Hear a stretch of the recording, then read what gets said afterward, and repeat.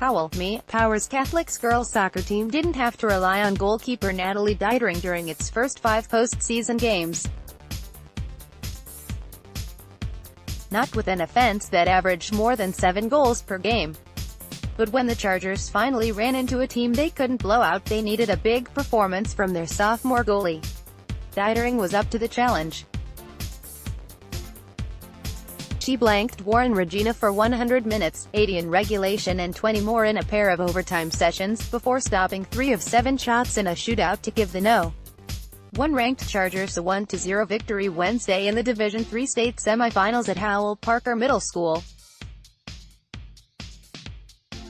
Now, Powers will attempt to win its second straight state title against Freeland at 1 p.m. Saturday in Williamston. Amazing, fantastic, confident, was how Powers coach Art Moody summed up Deitering's performance in the shootout. Under pressure, just was unbelievable. We had so much confidence in her and we always have. She did an amazing job in that shootout. During the shootout, each team sends 5 players onto the field for a penalty kick, and if they're not able to determine a winner, it goes to sudden death.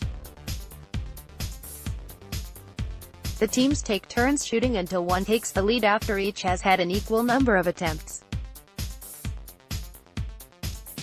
During the first portion of the shootout, Powers got goals from Rachel Raisins, Sophie Bubner and Emma Merlick, while Riley Bobowski, Betsy Lewick and Haley Icona scored for Regina. In sudden death, Kennedy Myers and Katie Nutter scored for Powers before Deitering stopped Chloe Scott with a diving save, bringing her teammates streaming onto the field to mob her in front of the Powers goal. Surprisingly, Deitering said she felt no pressure and wasn't nervous at all during the penalty kick competition, her first since junior high. "That's just my personality," said Deitering, who has 18 shutouts this season. "The chances of me saving it are like 95% in favor of the shooter and I'm 5%. So more or less the pressure is on them. You can read their hips and their feet. If they're a really talented player, it's kind of harder." Bubner, Powers' senior captain, wasn't surprised to hear Deitering felt no nerves. "That's a Natalie thing for sure, but I was very nervous," Bubner said with a grin. "It was very nerve-wracking. But I knew she had this. She's amazing. We knew that she'd come to play.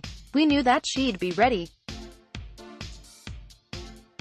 We practice shootouts all the time.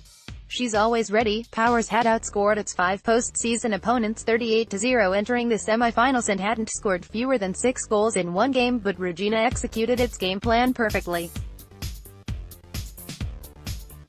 The Satellites focused heavily on defense to try and shut down Raisins and Bubner, Powers' 2 leading scorers, and they swarmed the twosome all over the field. At one point in the first half, Raisins took a pass near midfield and was immediately surrounded by 5 Regina defenders. "Every time either of us got a ball, they'd just swarm us," Bubner said. "They'd never let Rachel shoot. She only had 1 touch before there was 4 people on her. They were very adamant about that.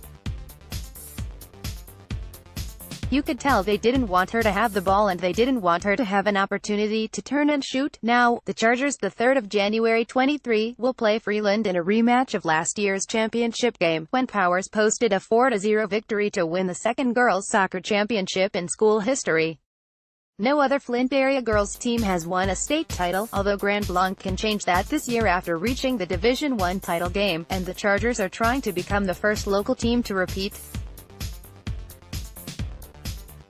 "We have the opportunity and we have the team and we have the talent," Bubner said.